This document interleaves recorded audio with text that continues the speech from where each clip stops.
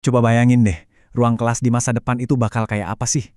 Nah, hari ini kita bakal intip cetak birunya. Kita akan bedah tuntas peraturan Menteri Pendidikan yang baru tentang standar proses. Sebuah aturan main yang siap mengubah cara kita belajar dan mengajar mulai tahun 2026. Nah, ini dia nih, dokumen yang jadi pusat obrolan kita. Sebuah peraturan baru yang bakal jadi panduan buat setiap guru dan sekolah di seluruh Indonesia. Mulai dari PAUD loh, sampai SMA dan SMK. Oke, jadi pertanyaannya, isinya apa sih sebenarnya? Dan yang paling penting, kenapa ini penting banget buat Anda, entah sebagai guru, kepala sekolah, atau bahkan orang tua? Yuk kita cari tahu bareng-bareng. Ya kan? Dunia kan jalan terus, makin maju. Nah, pendidikan juga nggak boleh ketinggalan dong. Makanya peraturan baru ini datang untuk menggantikan aturan lama dari tahun 2022, biar cara kita mengajar itu selalu nyambung dengan kemajuan zaman, teknologi, dan juga masyarakat. Oke, biar gampang, kita udah pecah pembahasan peraturan ini jadi 5 bagian. Kita mulai dari semangat di baliknya, terus kita lihat 3 prinsip inti pembelajarannya, lalu gimana cara merancang peta belajar, menciptakan pengalaman belajar, dan terakhir, kita bahas soal refleksi sebagai kunci pertumbuhan. Yuk kita mulai dari bagian pertama, aturan baru, semangat baru. Jadi, sebelum kita ngomongin yang teknis-teknis, kita perlu paham dulu nih, apa sih jiwa dari perubahan ini, tujuannya apa sebenarnya?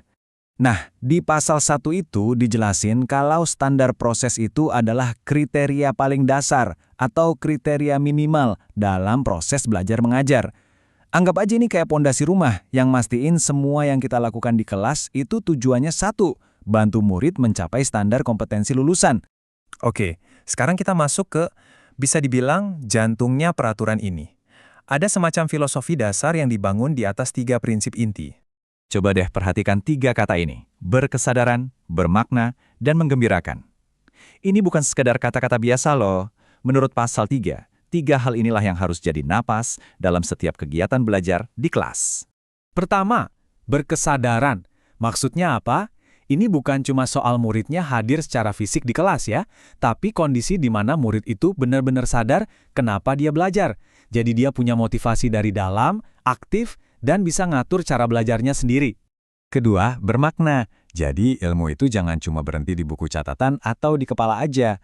Pembelajaran itu harus bisa nyambungin apa yang ada di kelas sama dunia nyata, biar murid bisa pakai ilmunya di kehidupan mereka sehari-hari. Dan yang terakhir, menggembirakan. Nah, ini seakan-akan mau bilang kalau belajar itu nggak harus jadi beban. Prosesnya justru harus dibikin positif, tetap menantang, tapi seru, menyenangkan. Dan ujung-ujungnya bikin murid jadi makin semangat belajar. Oke, prinsipnya udah dapat nih. Sekarang, gimana cara prakteknya? Kita masuk ke tahap pertama, gimana cara kita merancang peta belajarnya. Inilah yang di dalam peraturan disebut perencanaan pembelajaran. Intinya sih, perencanaan itu adalah momen di mana kita jawab 3 pertanyaan kunci. 1. Tujuan belajarnya apa? 2. Gimana cara kita sampai ke tujuan itu? Dan 3. Gimana kita tahu kalau tujuannya udah tercapai? Ini ibaratnya kayak bikin blueprint sebelum membangun sesuatu. Jadi, poin pentingnya begini.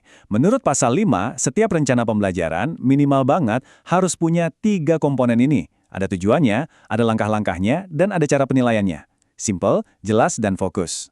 Oke, dari rencana di atas kertas, sekarang kita terjun langsung ke kelasnya. Bagian selanjutnya ini membahas gimana kita mengubah rencana itu jadi pengalaman belajar yang nyata buat murid. Nah, pas di kelas, pasal 9 ini ngejelasin 3 peran kunci seorang pendidik. Perannya bukan lagi cuma mengajar di depan kelas ya, tapi memberi keteladanan, memberi pendampingan, dan juga memfasilitasi. 3 peran inilah yang jadi cara kita mewujudkan 3 prinsip inti tadi. Dan 3 peran guru tadi, itu langsung nyambung ke 3 pengalaman inti buat murid, seperti yang dijelaskan di pasal 10. Hasilnya apa? Murid nggak lagi sekedar menghafal, tapi mereka benar-benar memahami, terus bisa mengaplikasikan, dan terbiasa untuk merefleksikan apa yang udah mereka pelajari. Nah, kita sampai di bagian terakhir. Dan menurut saya, ini salah satu perubahan cara pandang yang paling signifikan, yaitu soal refleksi sebagai kunci pertumbuhan, atau yang disebut penilaian proses pembelajaran. Pergeseran terbesarnya tuh di sini. Pasal 15 menegaskan kalau penilaian itu sekarang bukan cuma tentang nilai ujian murid, tapi juga soal refleksi terhadap prosesnya. Gimana sih perencanaan dan pelaksanaan yang kita buat itu berjalan? Terus muncul pertanyaan kan, siapa aja nih yang dilibatin buat menilai proses belajar ini? Jawabannya, wah ini nunjukin sebuah langkah maju yang keren banget. Nah, ini dia jawabannya. Ada di pasal 15 dan 16. Penilaian proses ini dilakukan oleh pendidik itu sendiri, sesama pendidik, dan juga kepala sekolah. Tapi, yang paling mengubah permainan adalah keterlibatan murid. Ya, Anda nggak salah dengar. Murid sekarang secara resmi diberi ruang untuk kasih masukan soal proses belajar yang mereka jalani. Sebagai penutup, yuk kita renungkan lagi semangat utama dari semua ini yang sebenarnya terangkum dengan sangat baik dalam kutipan dari pasal 3 ini, yaitu untuk menciptakan proses pembelajaran yang positif, menantang, menyenangkan, dan memotivasi. Nah, setelah kita bedah semua ini, pertanyaan besarnya sekarang kembali ke kita semua. Gimana cara Anda, cara saya, cara kita semua bisa membawa semangat baru ini ke dalam kelas kita masing-masing setiap hari untuk setiap murid? Terima kasih sudah menyimak.